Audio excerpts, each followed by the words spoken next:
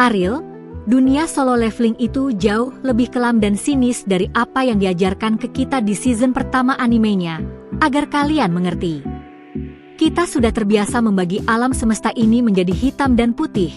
Di satu sisi ada monarch kejam yang mau menghancurkan bumi, dan di sisi lain ada penguasa mulia yang mengirim mana dan kekuatan kepada para hunter untuk melindungi kita. Tapi gimana kalau aku bilang ke kalian kalau seluruh misi penyelamatan ini adalah kebohongan besar selama ribuan tahun?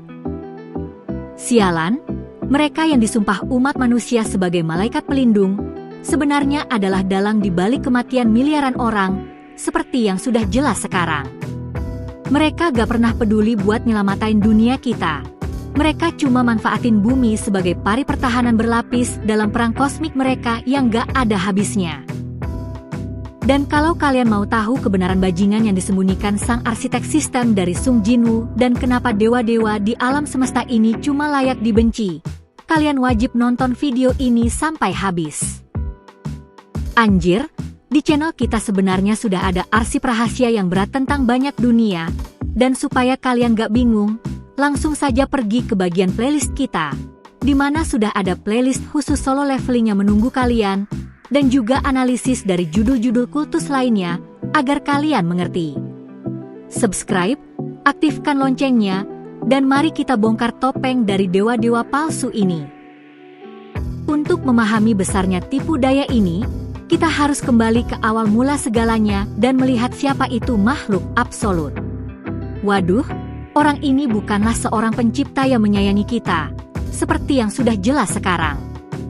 Makhluk absolut menciptakan dua kelompok makhluk kuat, para monarch yang lahir dari kegelapan murni, dan para penguasa yang terbuat dari pecahan cahaya. Selama berabad-abad, raksasa-raksasa ini saling membantai hingga melenyapkan seluruh galaksi. Tapi sialan, perang ini sama sekali gak punya tujuan yang mulia. Ketika para penguasa, yang sudah lelah dengan pembantaian ini, memohon kepada pencipta mereka untuk memberikan kekuatan demi mengakhiri kegelapan, makhluk absolut cuma diam saja. Disitulah mereka akhirnya tersadar akan sebuah kenyataan yang mengerikan. Tuhan sama sekali gak peduli dengan perdamaian, agar kalian mengerti.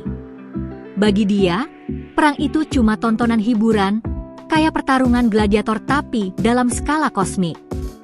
Pada kenyataannya, para penguasa dan monarch cuma dianggap mainan belaka, seperti yang sudah jelas sekarang. Menyadari hal itu, para penguasa melakukan dosa terbesar. Mereka memberontak melawan pencipta mereka dan membunuhnya demi merebut alat-alat kekuasaannya. Tapi perang dengan kegelapan gak berhenti begitu saja. Segalanya malah jadi makin bengkok. Dan disinilah tragedi bumi dimulai, agar kalian mengerti. Karena para monark sedang dalam kondisi lemah, mereka mencari dunia baru untuk memulihkan kekuatan, dan mata mereka langsung tertuju pada planet kita. Para penguasa tahu tentang hal itu, tapi bukannya menghadapi musuh di ruang angkasa terbuka, mereka malah mengambil keputusan yang sangat sinis. Bumi itu terlalu rapuh, tidak memiliki mana, dan dengan sedikit benturan saja dari kekuatan para dewa, planet ini pasti sudah hancur berkeping-keping. Apa yang dilakukan para penguasa? Astaga, mereka mulai menjejali bumi dengan mana secara paksa, membuka gate biru dan membangkitkan para hunter. Seperti yang sudah jelas sekarang, ini bukan sebuah hadiah ataupun penyelamatan. Mereka melakukan ini demi tujuan egois, memperkeras realitas planet kita agar bumi bisa bertransformasi menjadi medan uji coba yang tangguh untuk pertempuran yang akan datang. Bagi mereka, umat manusia cuma biomasa yang harus menahan mana agar planet ini gak runtuh sebelum waktunya. Orang-orang yang hidup diubah menjadi perisai manusia bagi para malaikat. Sebenarnya, ide bahwa makhluk ilahi adalah manipulator tak berhati yang menggunakan umat manusia sebagai daging umpan meriam adalah tema klasik dari dark fantasy.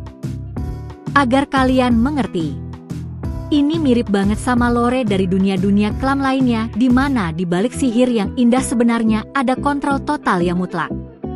Kalau kalian suka melihat bagaimana para pahlawan menghancurkan sistem kedewaan ini dan membuat aturan mereka sendiri, kalian wajib pergi ke bagian playlist channel.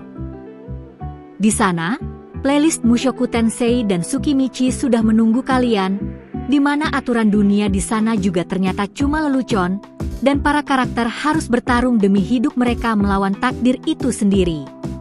Langsung meluncur ke playlist, semuanya sudah tertata rapi di sana buat kalian.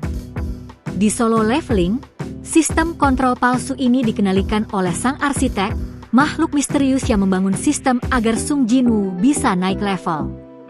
Siapa dia sebenarnya?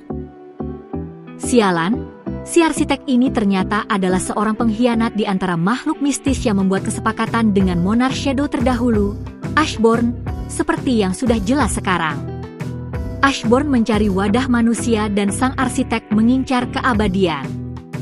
Si arsitek inilah yang mendesain visual antarmuka video game itu agar pikiran Jinwoo gak gila saat menerima kekuatan dewa yang masif secara sekaligus. Pada kenyataannya, sistem itu bukan sebuah bantuan, melainkan sebuah filter yang perlahan mengubah tubuh dan menghapus emosi Jinwoo, mempersiapkan dirinya agar kepribadian manusianya lenyap dan Monarch yang asli bisa mengambil alih tempatnya, agar kalian mengerti. Si arsitek mengira sampai akhir kalau dia yang mengendalikan permainan, memberikan misi dan ujian kematian di dalam Double Doom Aeon. Tapi dia melakukan kesalahan fatal karena meremehkan tekad manusia. Waduh, si arsitek sistem sama sekali gak menyangka kalau Ashborn, yang sudah lelah dengan begitu banyak pengkhianatan dan pembantaian kosmik, tidak melihat Sung Jinwoo sebagai wadah belaka, melainkan sebagai pewaris sejatinya. Agar kalian mengerti, tepat di saat arsitek ini menghapus kepribadian Jinwoo di Double Doom Aeon kedua, Shadow, Monarch turun tangan langsung ke dalam kode sistem. Seperti yang sudah jelas sekarang, Ashborn memblokir akses sekutunya sendiri dan memberikan Jinwoo kendali penuh atas perkembangannya sendiri. Itu adalah pukulan telak bagi rencana si arsitek.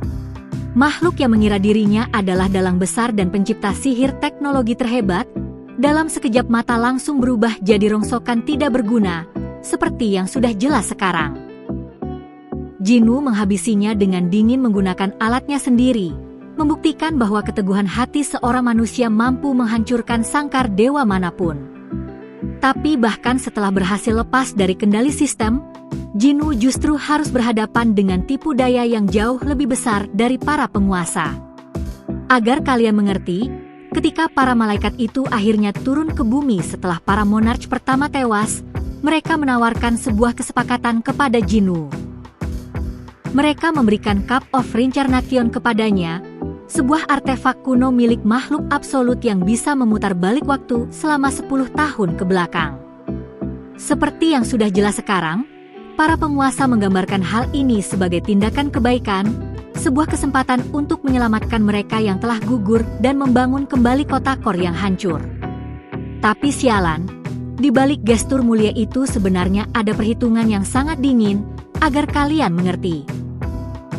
Para penguasa cuma mau satu orang saja yang melakukan semua pekerjaan kotor untuk mereka. Mereka tahu persis kalau memutar balik waktu tidak akan melenyapkan para monarch. Itu cuma akan menghapus ingatan orang-orang dan memaksa Jinwoo bertarung sendirian melawan legiun kekacauan selama 30 tahun di celah dimensi antar dunia. Para penguasa cuci tangan, meninggalkan bumi di bawah penjagaan satu dewa tunggal yang mereka ciptakan sendiri melalui rencana licik mereka. Sebenarnya, kisah di mana semua orang melupakan apa yang telah dilakukan sang pahlawan sementara dia menghabiskan waktu bertahun-tahun bertarung melawan monster sendirian demi menyelamatkan orang-orang yang bahkan gak ingat namanya, adalah puncak drama tertinggi, agar kalian mengerti. Anjir, cerita-cerita di mana sang protagonis mengorbankan kehidupan normalnya untuk melindungi umat manusia dari ancaman tersembunyi seperti ini sangat terkenal di anime-anime lain.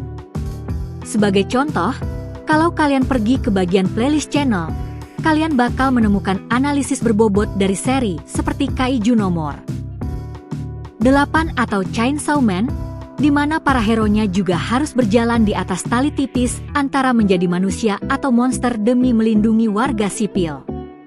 Waduh, langsung saja meluncur ke bagian playlist, Semuanya sudah dipisahkan berdasarkan kategori di sana supaya kalian bisa lanjut menonton analisis epik lainnya.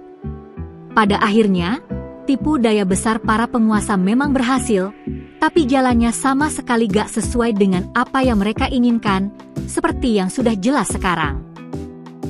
Awalnya mereka mau memanfaatkan bumi sebagai perisai, tapi sialan, mereka malah berakhir menciptakan sosok Shadow Monarch mutlak yang jauh lebih kuat daripada seluruh gabungan kekuatan para penguasa dan monarch sekalipun.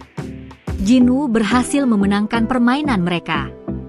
Dia menerima tantangan itu, mengunci dirinya sendiri di dalam celah dimensi selama 30 tahun, dan satu persatu membantai semua raja kekacauan. Dia kembali ke bumi sebagai seorang remaja normal yang di dalam bayangannya menyembunyikan pasukan berisi jutaan jiwa. Dia menyelamatkan umat manusia bukan karena bantuan para penguasa, melainkan sebagai bentuk perlawanan terhadap rencana sinis mereka, agar kalian mengerti.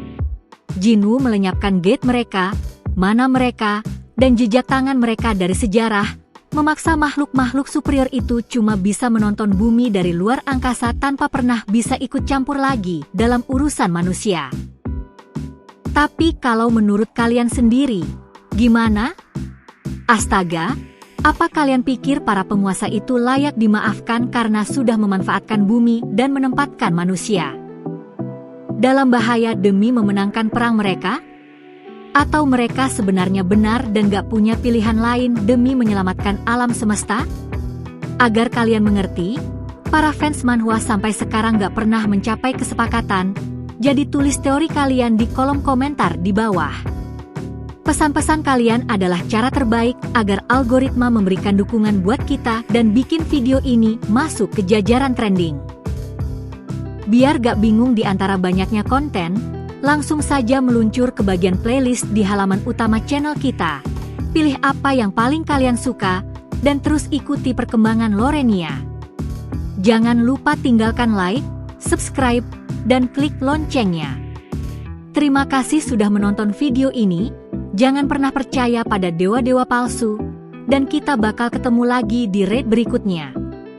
Sebenarnya, apa yang bakal kita bahas selanjutnya pasti bakal jauh lebih berat lagi. Sampai jumpa.